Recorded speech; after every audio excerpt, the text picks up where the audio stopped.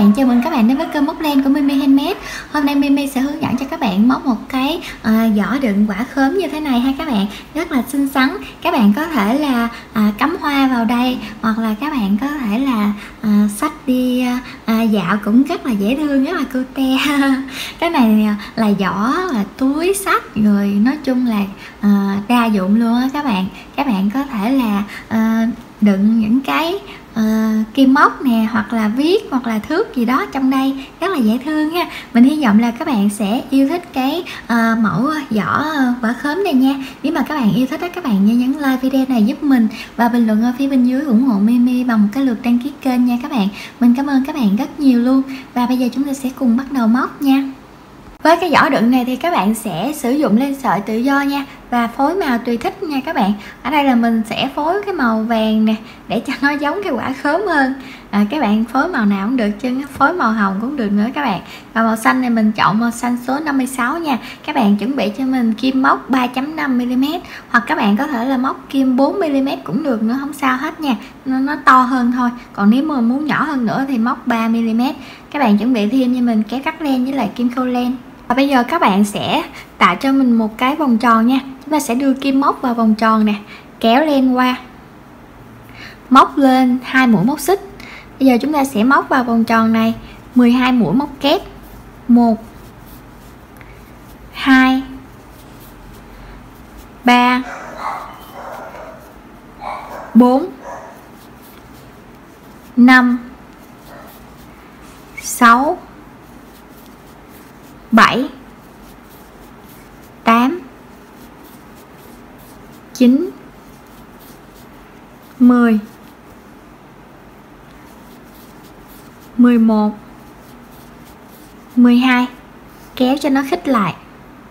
Và chúng ta sẽ trượt mũi vào cái chân móc đầu tiên này, kết hàng, kéo lại một lần nữa. Rồi các bạn sẽ móc vào cái chân móc, móc lên 2 mũi móc xích ha, móc vào chân móc đầu tiên 2 mũi móc kép cùng một chân, và làm lần lượt mỗi chân móc là 2 mũi móc kép cùng một chân đến cuối hàng luôn ha. Mình đã móc tới cuối hàng rồi nè các bạn. Bây giờ chúng ta sẽ trượt mũi vào cái chân móc đầu tiên này để kết thúc hàng móc thứ hai, lên hàng móc thứ ba với 2 mũi móc xích, đâm kim vào cái chân móc đầu tiên. Các bạn sẽ móc 2 mũi móc kép cùng một chân. Chân móc thứ hai các bạn sẽ móc 1 mũi móc kép. Chân móc thứ ba móc 2 mũi móc kép cùng một chân. Chân thứ tư móc 1 mũi móc kép.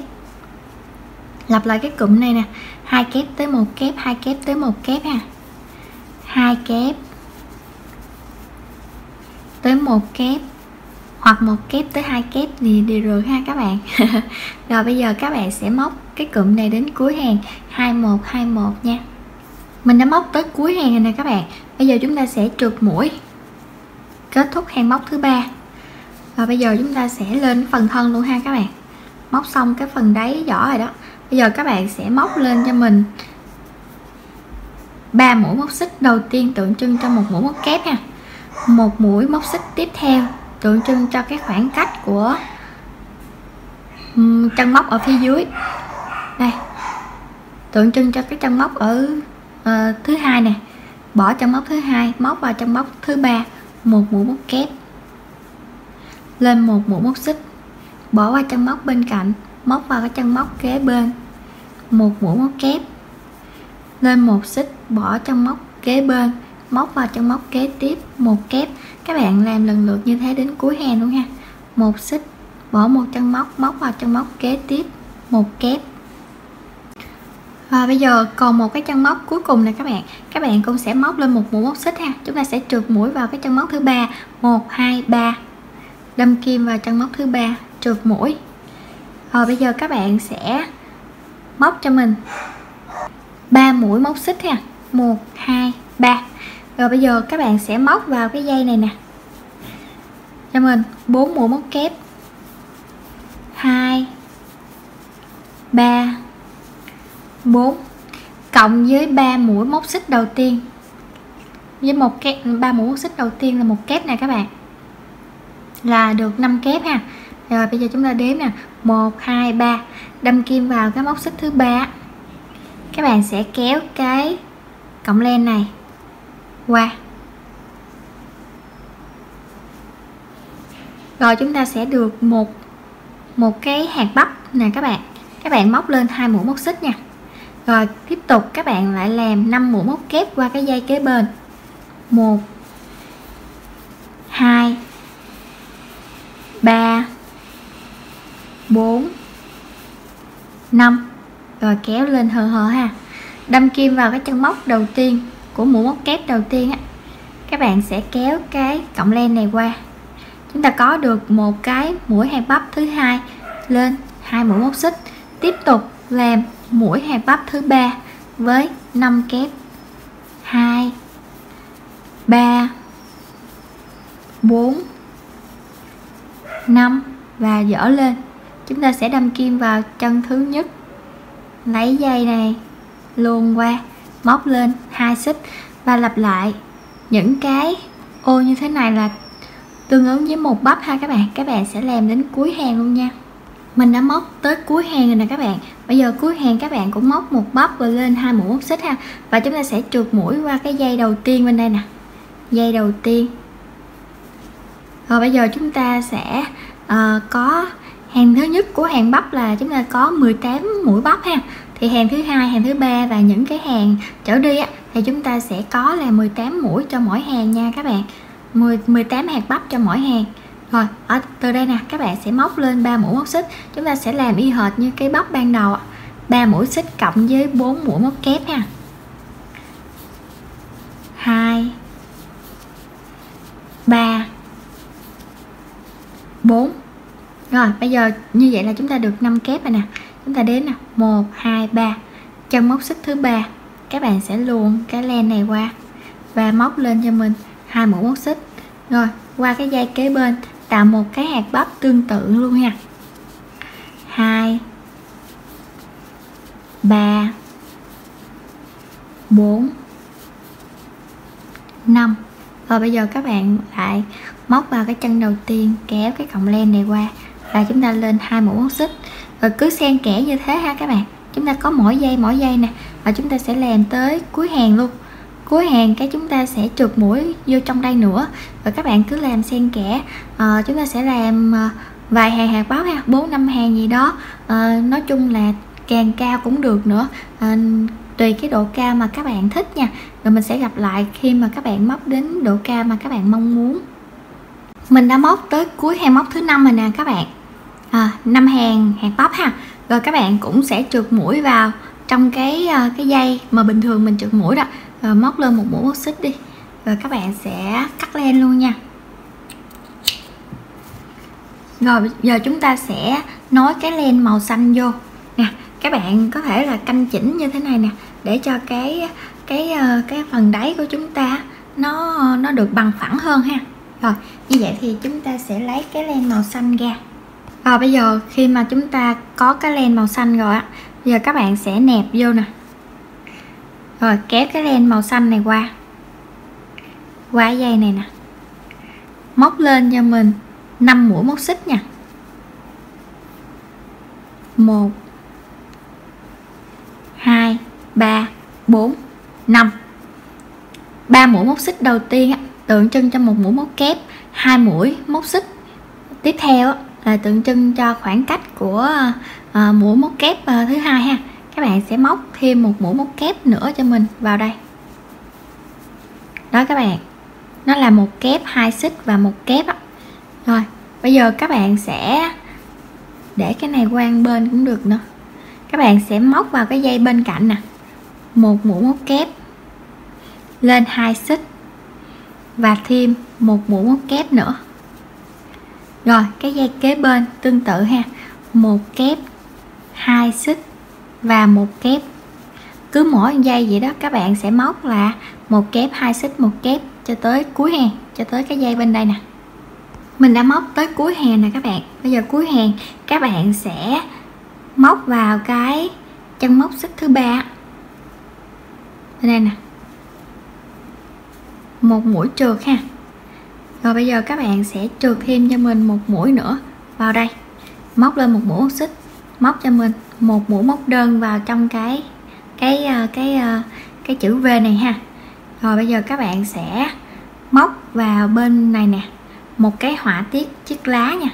Các bạn sẽ quấn len một vòng lên kim đây, cái chân này ha, nguyên cái này nè, các bạn sẽ lật ngược qua, móc cho mình 5 mũi móc kép, 1 2 3 4 5, sau đó lên một mũi móc xích, xong quay qua đây, cái còn một thanh bên đây nè các bạn sẽ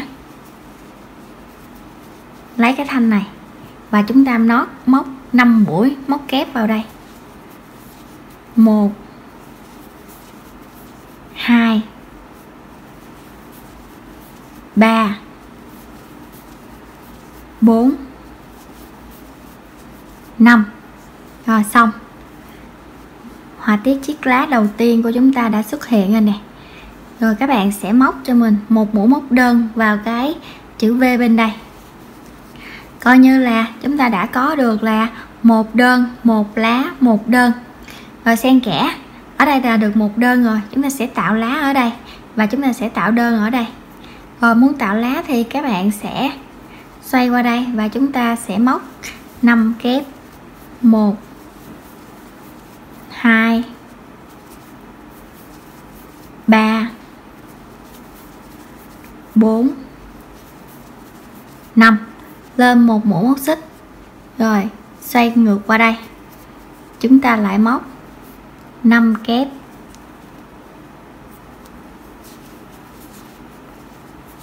1 2 3 4 5. Hoàn thành chiếc lá thứ hai, các bạn lại móc cho mình một mũi móc đơn qua cái dây bên đây. Rồi như vậy là các bạn sẽ làm xen kẽ cho mình đến cuối hàng luôn ha. Một đơn, một lá, một đơn, một đơn, một lá, một đơn. Rồi cứ xen kẽ như thế nha. Và các bạn sẽ móc tới cuối hàng. Mình đã móc tới cuối hàng rồi nè các bạn. Bây giờ chúng ta sẽ trượt mũi vào cái chân móc đơn đầu tiên này ha. Trượt mũi vào đây. Rồi bây giờ các bạn sẽ canh chỉnh cho mình nè. Bên đây là điểm đầu, bên đây là cái điểm đối diện nè các bạn. Như vậy thì chúng ta sẽ làm một cái quai xách ngang bên đó nha. Như vậy các bạn sẽ hãy cho mình nè, các bạn sẽ gõ cái này lên ha, luồn cái cọng xanh này nè cho nó xuống dưới qua đây đó.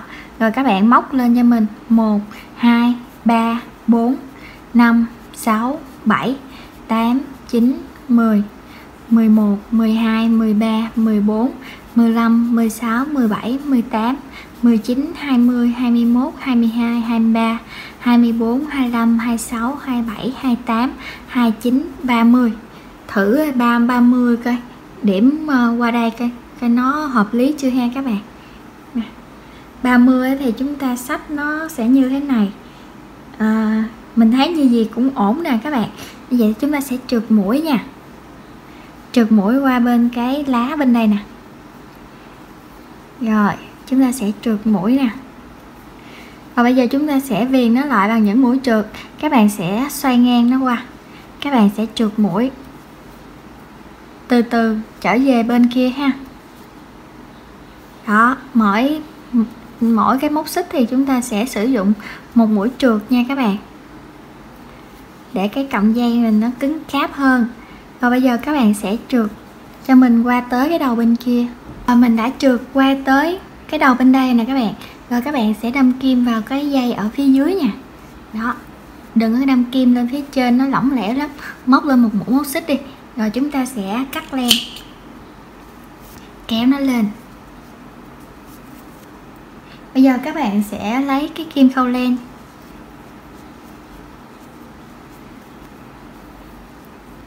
cọng này với cọng này mình cột lại ha, nãy 2 cọng đó. Rồi màu xanh thì chúng ta sẽ giấu qua cái màu xanh, màu vàng thì các bạn sẽ giấu qua cái màu vàng nha, qua đây rồi cho nó xuống phía dưới này đó. Còn màu vàng các bạn sẽ giấu ở phía dưới nè, rồi chúng ta sẽ cắt len. Rồi các bạn coi các bạn còn cái len thừa ở chỗ nào đó, cái các bạn sẽ giấu hết nha. Rồi ở đây mình tạo một cái nút thắt đi, rồi đưa nó xuống đây, rồi đưa nó qua trở ngược đây, rồi cắt len hết luôn nha các bạn. Mình có một cái bông hoa này nè, dễ thương lắm, mình có hướng dẫn ở cái clip trước rồi, mình sẽ để link hướng dẫn ở dưới cái phần mô tả ha. Các bạn có thể là tham khảo. Bây giờ mình sẽ bắn keo ở cái hoa này để mà mình đính vô nha các bạn. Đây, chúng ta sẽ đính vô ở chỗ bên cái quai bên đây ha. Nó dễ thương lắm luôn á các bạn ơi. Ui cưng xỉu luôn nè các bạn ơi. Mình hy vọng là các bạn sẽ thích cái giỏ đựng quả khóm này ha. Nếu mà các bạn yêu thích các bạn nhớ nhấn like video này giúp mình nha, và bình luận ở phía bên dưới ủng hộ Mimi bằng một cái lượt đăng ký kênh nha các bạn. Mình cảm ơn các bạn rất nhiều luôn. Cái này chúng ta có thể là tận dụng đựng đủ thứ trên đời, hoặc là chúng ta có thể là treo trang trí rồi, cũng rất là dễ thương đúng không các bạn. Mình hy vọng là ai cũng sẽ móc thành công nha. Bây giờ mình sẽ xin phép các bạn dừng video này tại đây nha. Bye bye.